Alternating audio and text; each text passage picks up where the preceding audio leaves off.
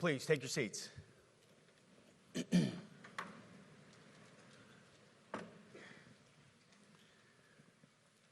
Well, Mr. Chairman, the Joint Chiefs, generals, admirals, commanders, officers, senior enlisted, NCOs, enlisted, and every member of our American military, good morning. Good morning and welcome to the War Department, because the era of the Department of Defense is over. You see, the motto of my first platoon was, "Those who long for peace must prepare for war." This is, of course, not a new idea. This crowd knows that. The origin dates to the 4th century Rome and has been repeated ever since, including by our first commander-in-chief, George Washington, the first leader of the War Department. It captures a simple yet profound truth. To ensure peace, we must prepare for war. From this moment forward, the only mission of the newly restored Department of War is this: warfighting, preparing for war and preparing to win, unrelenting and uncompromising in that pursuit. Not because we want war, no one here wants war, but it's because we love peace. We love peace for our fellow citizens. They deserve peace, and they rightfully expect us to deliver it.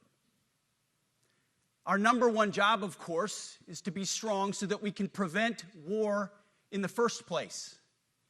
The president talks about it all the time. It's called peace through strength. And as history teaches us, the only people who actually deserve peace are those who are willing to wage war to defend it. That's why pacifism is so naive and dangerous. It ignores human nature and it ignores human history. Either you protect your people and your sovereignty, or you will be subservient to something or someone. It's a truth as old as time. And since waging war is so costly in blood and treasure, we owe our republic a military that will win any war we choose or any war that is thrust upon us. Should our enemies choose foolishly to challenge us, they will be crushed by the violence, precision, and ferocity of the War Department. In other words, to our enemies, FAFO. If necessary, our troops can translate that for you. Another way to put it is peace through strength, brought to you by the warrior ethos. And we are restoring both. As President Trump has said, and he's right, we have the strongest, most powerful, most lethal, and most prepared military on the planet. That is true, full stop. Nobody can touch us. It's not even close. This is true largely because of the historic investments that he made in his first term, and we will continue in this term. But it's also true because of the leaders in this room and the incredible troops that you all lead. But the world, and as the chairman mentioned, our enemies get a vote. You feel it, I feel it. This is a moment of urgency, mounting urgency. Enemies gather, threats grow. There is no time for games. We must be prepared. If we're going to prevent and avoid war, we must prepare now. We are the strength part of peace through strength. And either we're ready to win or we are not. You see, this urgent moment, of course, requires more troops, more munitions, more drones, more Patriots, more submarines, more B-21 bombers. It requires more innovation, more AI in everything and ahead of the curve. More cyber effects, more counter-UAS, more space, more speed. America is the strongest, but we need to get stronger and quickly. The time is now, and the cause is urgent. The moment requires restoring and refocusing our defense industrial base, our shipbuilding industry, and onshoring all critical components. It requires, as President Trump has done, getting our allies and partners to step up and share the burden. America cannot do everything. The The free world requires allies with real hard power, real military leadership, and real military capabilities. The War Department is tackling and prioritizing all of these things. And I'll be giving a speech next month that'll showcase the speed, innovation, and generational acquisition reforms we are undertaking urgently. Likewise, the nature of the threats we face in our hemisphere and in deterring China is another speech for another day, coming soon. This speech today, as I drink my coffee, this speech today is about people, and it's about culture. The topic today is about the nature of ourselves. Because no plan, no program, no reform, no formation will ultimately succeed unless we have the right people and the right culture at the War Department. If I've learned one core lesson in my 8 months in this job, it's that personnel is policy. Personnel is policy. The best way to take care of troops is to give them good leaders committed to the warfighting culture of the department. Not perfect leaders, good leaders. Competent, qualified, professional, agile, aggressive, innovative, risk-taking, apolitical, faithful to their oath and to the Constitution. Eugene Sledge, in his World War II memoir, wrote, quote, "War is brutish, inglorious, and a terrible waste. Combat leaves an indelible mark on those who are forced to endure it. The only redeeming factors are my comrades' incredible bravery and their devotion to each other." In combat, there are thousands of variables, as I learned in Iraq and Afghanistan, and as so many of you did in so many more places. Leaders can only control about 3 of them. You control how well you're trained, mostly how well you're equipped, and the last variable is how well you lead. After that, you're on your own. Our warfighters are entitled to be led by the best and most capable leaders. That is who we need you all to be. Even then, in combat, even if you do everything right, you may still lose people because the enemy always gets a vote. We have a sacred duty to ensure that our warriors are led by the most capable and qualified combat leaders. This is one thing you and I can control, and we owe it to the force to deliver it. For too long, we have simply not done that. The military has been forced by foolish and reckless politicians to focus on the wrong things. In many ways, this speech is about fixing decades of decay. Some of it obvious, some of it hidden. Or as the chairman has put it, we are clearing out the debris, removing the distractions, clearing the way for leaders to be leaders. You might say we're ending the war on warriors. I heard someone wrote a book about that. For too long, we've promoted too many uniformed leaders for the wrong reasons, based on their race, based on gender quotas, based on historic so-called firsts. We've pretended that combat arms and non-combat arms are the same thing. We've weeded out so-called toxic leaders under the guise of double-blind psychology assessments, promoting risk-averse, go-along-to-get-along conformists instead. You name it, the department did it. Foolish and reckless political leaders set the wrong compass heading, and we lost our way. We became the woke department, but not anymore. Right now, I'm looking out at a sea of Americans who made a choice when they were young men and young women to do something most Americans will not, to serve something greater than yourselves, to fight for God and country, for freedom and the Constitution.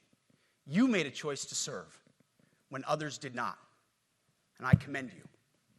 You are truly the best of America. But this does not mean, and this goes for all of us, that our path to this auditorium on this day was a straight line, or that the conditions of the formations we lead are where we want them to be. You love your country, and we love this uniform, which is why we must do better. We just have to be honest. We have to say with our mouths what we see with our eyes, to just tell it like it is in plain English, to point out the obvious things right in front of us. That's what leaders must do. We cannot go another day without directly addressing the plank in our own eye, without addressing the problems in our own commands and in our own formations.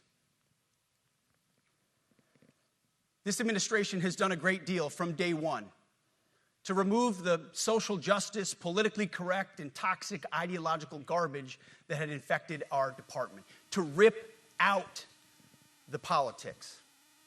No more identity months, DEI offices, dudes in dresses. No more climate change worship. No more division, distraction, or gender delusions. No more debris. As I've said before, and will say again, we are done with that shit. I've made it my mission to uproot the obvious distractions that made us less capable and less lethal. That said, the War Department requires the next step. Underneath the woke garbage is a deeper problem, and a more important problem that we are fixing and fixing fast. Common sense is back at the White House, so making the necessary changes is actually pretty straightforward. President Trump expects it. And the litmus test for these changes is pretty simple. Would I want my eldest son, who is 15 years old, eventually joining the types of formations that we are currently wielding? If in any way the answer to that is no, or even yes, but, then we're doing something wrong. Because my son is no more important than any other American citizen who dons the cloth of our nation. He is no more important than your son. All precious souls made in the image and likeness of God. Every parent deserves to know that their son or their daughter that joins our ranks is entering exactly the kind of unit that the Secretary of War would want his son to join. Think of it as the golden rule test. Jesus said, "Do unto others that which you would have done unto yourself." It's the ultimate simplifying test of truth. The new War Department golden rule is this: do unto your unit as you would have done unto your own child's unit. Would you want him serving with fat or unfit or undertrained troops? Or alongside people who can't meet basic standards? Or in a unit where standards were lowered so certain types of troops could make it in? In a unit where leaders were promoted for reasons other than merit, performance, and warfighting? The answer is not just no, it's hell no.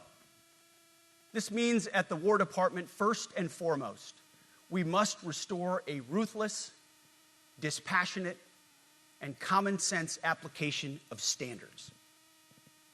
I don't want my son serving alongside troops who are out of shape, or in combat unit with females who can't meet the same combat arms physical standards as men, or troops who are not fully proficient on their assigned weapons, platform, or task, or under a leader who was the first, but not the best.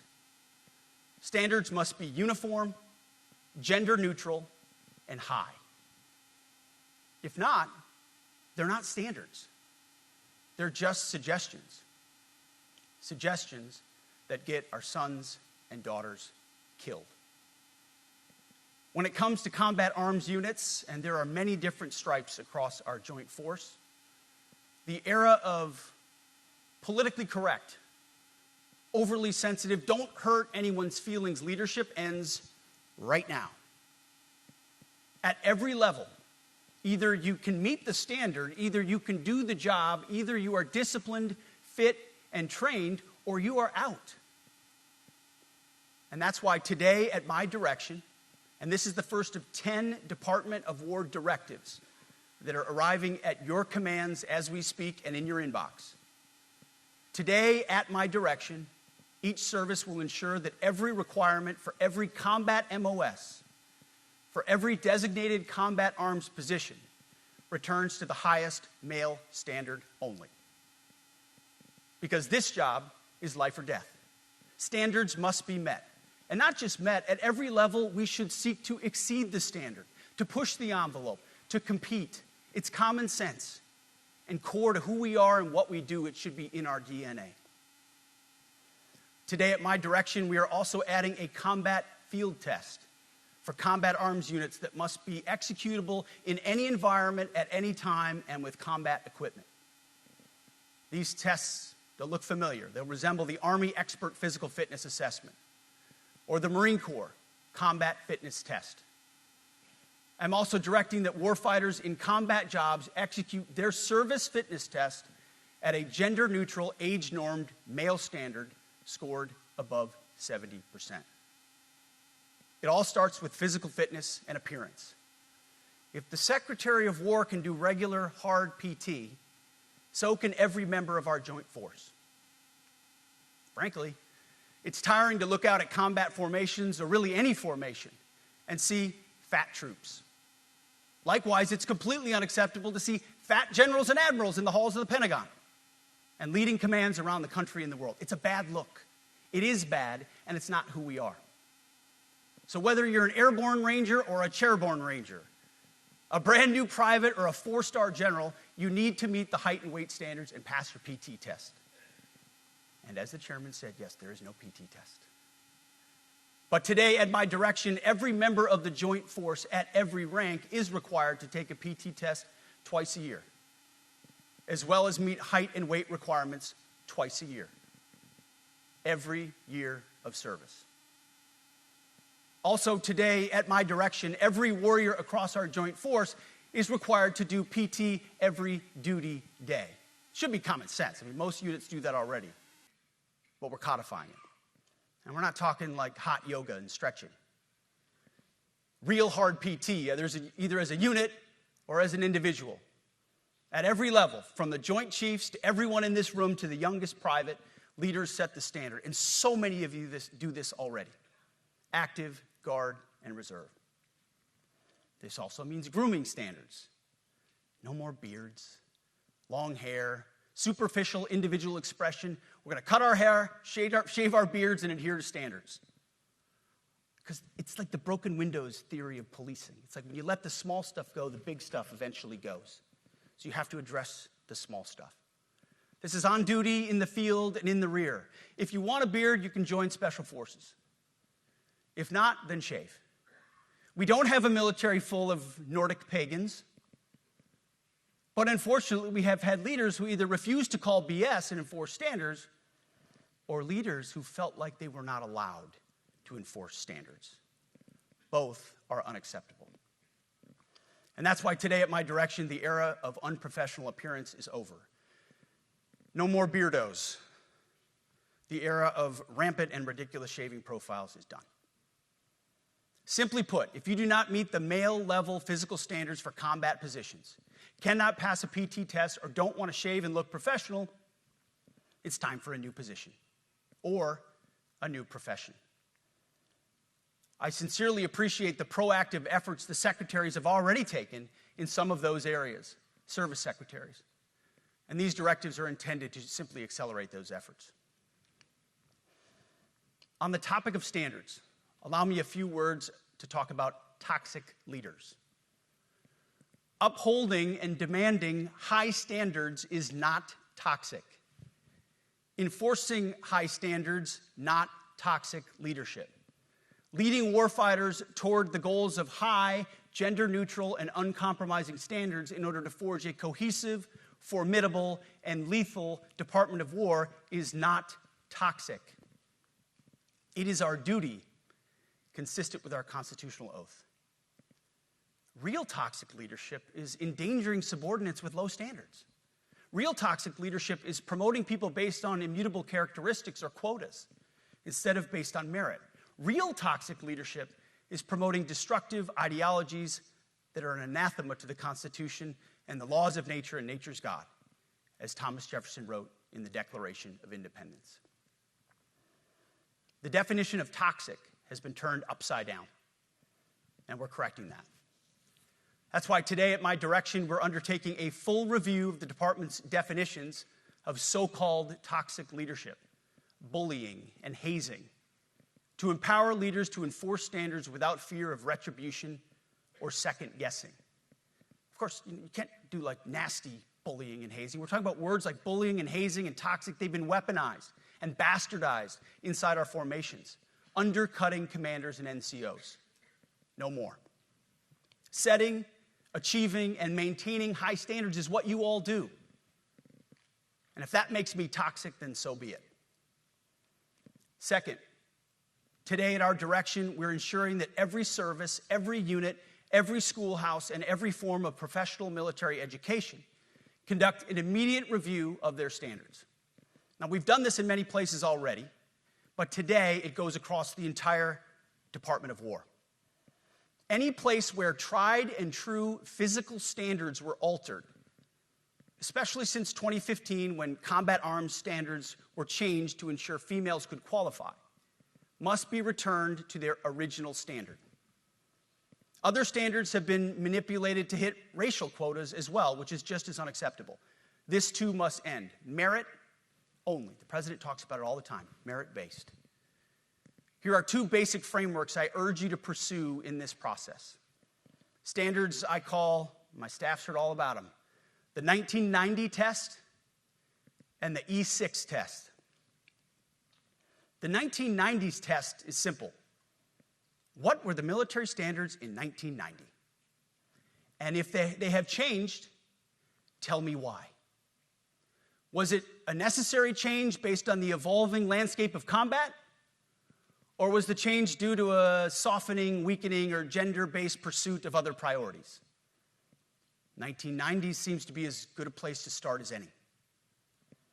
And the E6 test.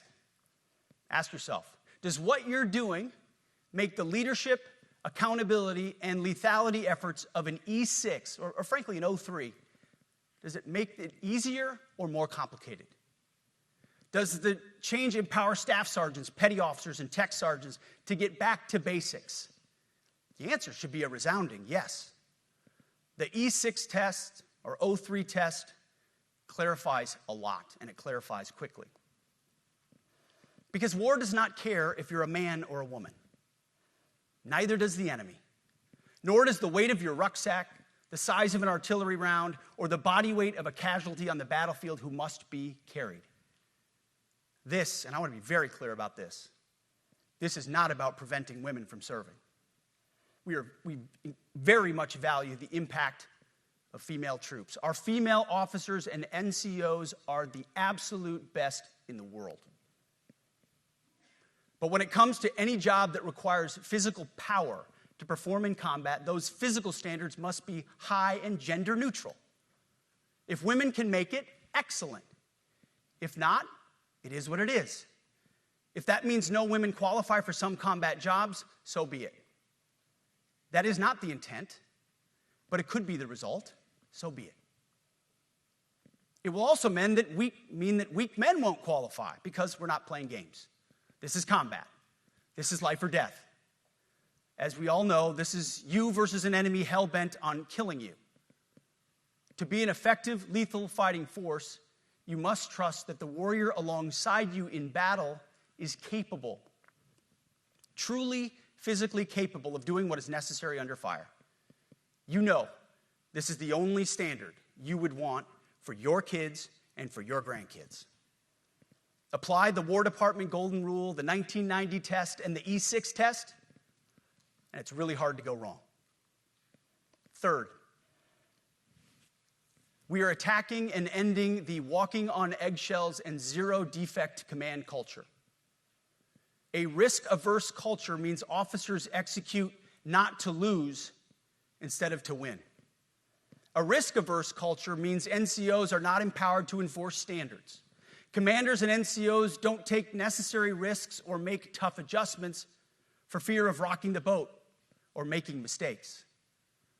A blemish-free record is what peacetime leaders covet the most, which is the worst of all incentives. We, as senior leaders, need to end the poisonous culture of risk aversion and empower our NCOs at all levels to enforce standards. Truth be told, For the most part, we don't need new standards. We just need to reestablish a culture where enforcing standards is possible. And that's why today at my direction, I'm issuing new policies that will overhaul the IG, EO, and MEO processes. I call it the No More Walking on Eggshells policy. We are liberating commanders and NCOs. We are liberating you.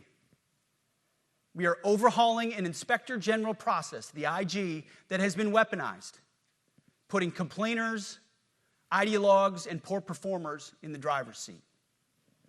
We're doing the same with the equal opportunity and military equal opportunity policies, the EO and MEO at our department. No more frivolous complaints, no more anonymous complaints, no more repeat complainants, no more smearing reputations, no more endless waiting, no more legal limbo, no more sidetracking careers, no more walking on eggshells. Of course, being a racist has been illegal in our formation since 1948. The same goes for sexual harassment. Both are wrong and illegal. Those kinds of infractions will be ruthlessly enforced. But telling someone to shave or get a haircut or to get in shape or to fix their uniform or to show up on time or to work hard, that's exactly the kind of discrimination we want. We are not civilians. You are not civilians. You are set apart for a distinct purpose. So we, as a department, need to stop acting and thinking like civilians and get back to basics and put the power back in the hands of commanders and NCOs. Commanders and NCOs who make life and death decisions. Commanders and NCOs who enforce standards and ensure readiness. Commanders and NCOs who, in this War Department, have to look in the mirror and have to pass the golden rule test. My kids, your kids, America's sons and daughters. So I urge you all here today and those watching, take this guidance and run with it. The core of this speech is the 10 directives we're announcing today. They were written for you, for Army leadership, for Navy leadership, for Marine Corps leadership, for Air Force leadership, Space Force leadership. These directives are designed to take the monkey off your back and put you, the leadership, back in the driver's seat. Move out with urgency because we have your back. I have your back. And the Commander-in-Chief has your back. And when we give you this guidance, we know mistakes will be made. It's the nature of leadership. But you should not pay for earnest mistakes for your entire career. And that's why today, at my direction, we're making changes to the retention of adverse information on personnel records that will allow leaders with forgivable, earnest, or minor infractions to not be encumbered by those infractions in perpetuity. People make honest mistakes, and our mistakes should not define an entire career. Otherwise, we only try not to make mistakes, and that's not the business we're in. We need risk takers and aggressive leaders and a culture that supports you. Fourth, at the War Department, promotions across the Joint Force will be based on one thing: merit. Colorblind, gender-neutral, merit-based. The entire promotion process, including evaluations of warfighting capabilities, is being thoroughly re-examined. We've already done a lot in this area, but more changes are coming soon.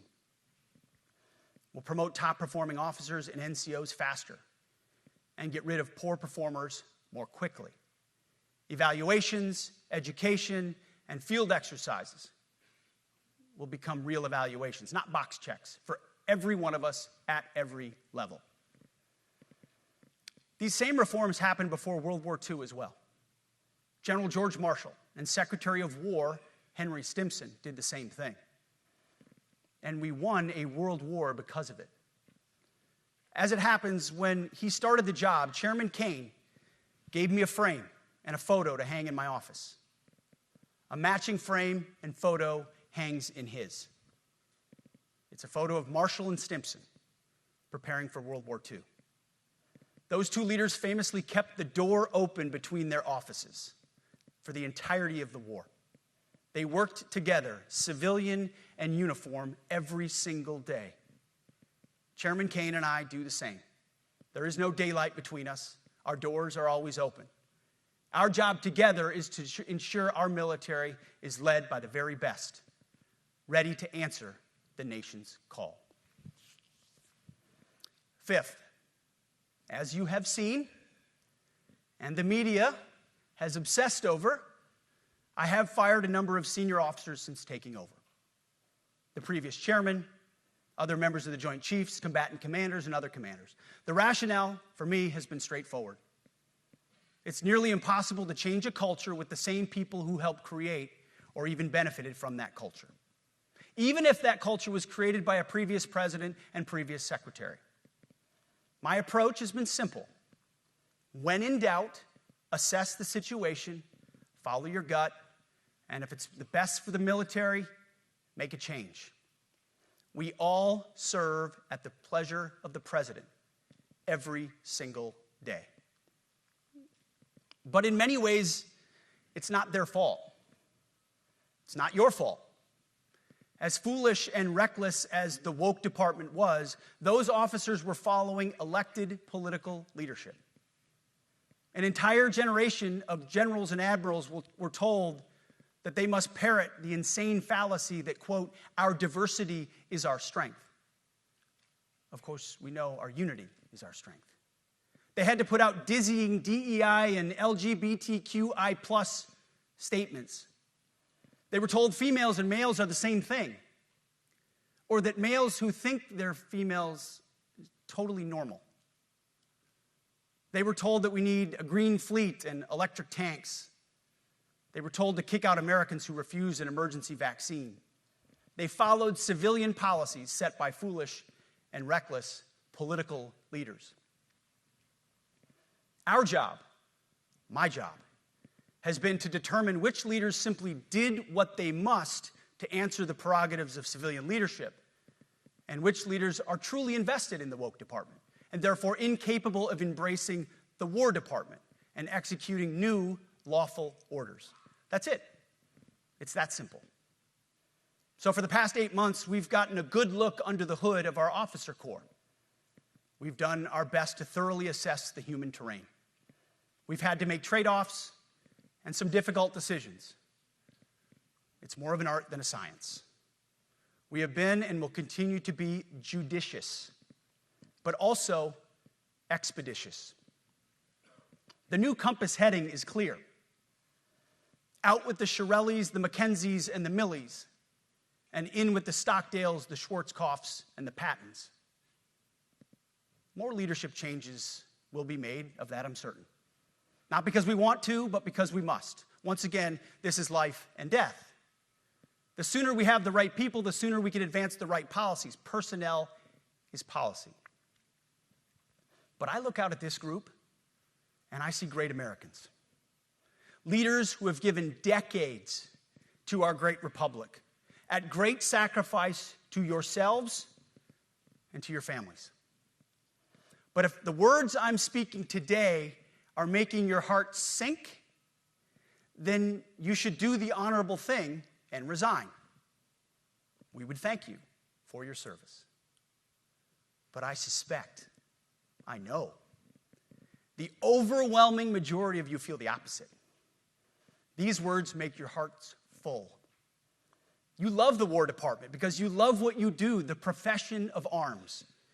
You are hereby liberated to be an apolitical, hard-charging, no-nonsense, constitutional leader that you joined the military to be. We need you locked in on the M, not the D, the E, or the I, not the DEI or the DIE of dime. By that I mean the M, military, of the instruments of national power. We have entire departments across the government dedicated to diplomatic, informational, and economic lines of effort. We do the M. Nobody else does. And our GOFOs need to master it in every domain and every scenario. No more distractions, no more political ideologies, no more debris. Now, of course, we're going to disagree at times. We would not be Americans if we didn't. Being a leader in a large organization like ours means having frank conversations and differences of opinion. You will win some arguments, and you will lose some arguments. But when civilian leaders issue lawful orders, we execute. We are professionals in the profession of arms. Our entire constitutional system is predicated upon this understanding. Now, it seems like a small thing, but it's not. This includes as well the behavior of our troops online. To that end, I want to thank and recognize the services for their new proactive social media policies. Use them. Anonymous, online, or keyboard complaining is not worthy of a warrior. It's cowardice masquerading as conscience. Anonymous, unit-level social media pages that trash commanders, demoralize troops, and undermine unit cohesion must not be tolerated. Again, O3s, E6s. Sixth, we must train and we must maintain. Any moment that we are not training on our mission or maintaining our equipment is a moment we are less prepared for preventing or winning the next war. That is why today, at my direction, we are drastically reducing the ridiculous amount of mandatory training that individuals and units must execute. We've already ended the most egregious. Now we're giving you back real time. Less PowerPoint briefings and fewer online courses, more time in the motor pool, and more time on the range. Our job is to make sure you have the money, equipment, weapons, and parts to train and maintain, and then you take it from there. You all know this because it's common sense. The tougher and the higher the standards in our units, the higher the retention rates in those units. Warriors want to be challenged. Troops want to be tested. When you don't train and you don't maintain, you demoralize. And that's when our best people decide to take their talents to the civilian world. The leaders who created the woke department have already driven out too many hard chargers. We reverse that trend right now. There is no world in which high-intensity war exists without pain, agony, and human tragedy.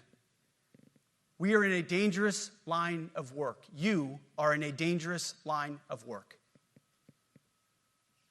We may lose good people. But let no warrior cry out from the grave, "If only I had been properly trained." We will not lose warfighters because we failed to train or equip them or resource them. Shame on us if we do. Train like your warriors' lives depend on it, because they do. To that point, basic training is being restored to what it should be: scary, tough, and disciplined. We're empowering drill sergeants to instill healthy fear in new recruits, ensuring that future warfighters are forged. Yes, they can shark attack, they can toss bunks, they can swear, and yes, they can put their hands on recruits. This does not mean they can be reckless or violate the law, but they can use tried and true methods to motivate new recruits, to make them the warriors they need to be. Back to basics at basic as well. Of course, and you know this, basic training is not where mission readiness should end. The nature of the evolving threat environment demands that everyone, in every job, must be ready to join the fight if needed. A core credo of the Marine Corps is every Marine a rifleman. It means that everyone, regardless of MOS, is proficient enough to engage an enemy threat at sea, in the air, or in a so-called rear area. We need to ensure that every member of our uniformed military maintains baseline proficiency in basic combat skills, especially because the next war, like the last, will likely not have a rear area. Finally, as President Trump rightly pointed out when he changed the department name, the United States has not won a major theater war since the name was changed to the Department of Defense in 1947.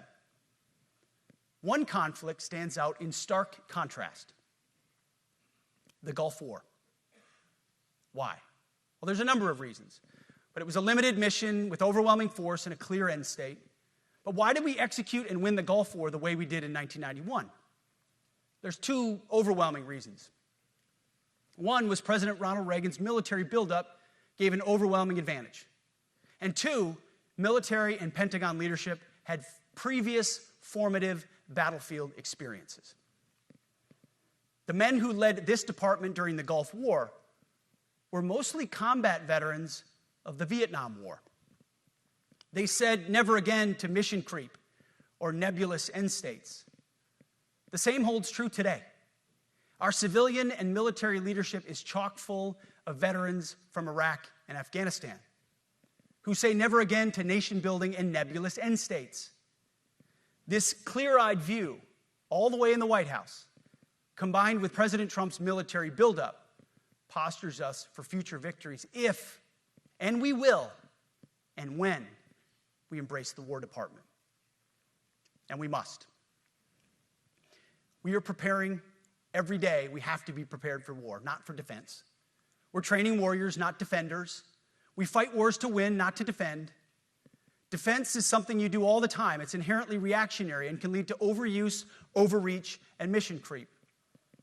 War is something you do sparingly, on our own terms, and with clear aims. We fight to win. We unleash overwhelming and punishing violence on the enemy. We also don't fight with stupid rules of engagement. We untie the hands of our warfighters to intimidate, demoralize, hunt, and kill the enemies of our country. No more politically correct and overbearing rules of engagement. Just common sense, maximum lethality, and authority for warfighters. That's all I ever wanted as a platoon leader. And it's all my E6 squad leaders ever wanted, back to that E6 rule. We let our leaders fight their formations, and then we have their back. It's very simple, yet incredibly powerful. A few months ago, I was at the White House when President Trump announced his Liberation Day for America's trade policy. It was a landmark day. Well, today is another Liberation Day. The liberation of America's warriors, in name, in deed, and in authorities. You kill people and break things for a living. You are not politically correct and don't necessarily belong always in polite society. We are not an army of one. We are a joint force of millions of selfless Americans. We are warriors.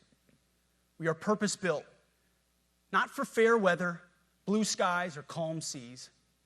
We were built to load up in the back of helicopters, 5 tons, or Zodiacs, in the dead of night, in fair weather or foul, to go to dangerous places, to find those who would do our nation harm, and deliver justice on behalf of the American people in close and brutal combat if necessary. You are different. We fight not because we hate what's in front of us. We fight because we love what's behind us. You see, the Ivy League faculty lounges will never understand us, and that's okay, because they could never do what you do. The media will mischaracterize us, and that's okay, because deep down they know the reason they can do what they do is you. In this profession, you feel comfortable inside the violence so that our citizens can live peacefully. Lethality is our calling card, and victory our only acceptable end state. In closing, a few weeks ago, at our monthly Pentagon Christian prayer service, I recited a commander's prayer. It's a simple yet meaningful prayer for wisdom for commanders and leaders. I encourage you to look it up if you've never seen it. But the prayer, it ends like this. And most of all, Lord, please keep my soldiers safe. Lead them, guide them, protect them, watch over them. And as you gave all of yourself for me, help me give all of myself for them. And amen. I have prayed this prayer many times since I've had the privilege of being your secretary. And I will continue to pray this prayer for each of you as you command and lead our nation's finest. Go forth and do good things, hard things. President Trump has your back, and so do I. And you'll hear from him shortly. Move out and draw fire. because we are the War Department. Godspeed. Room, attention.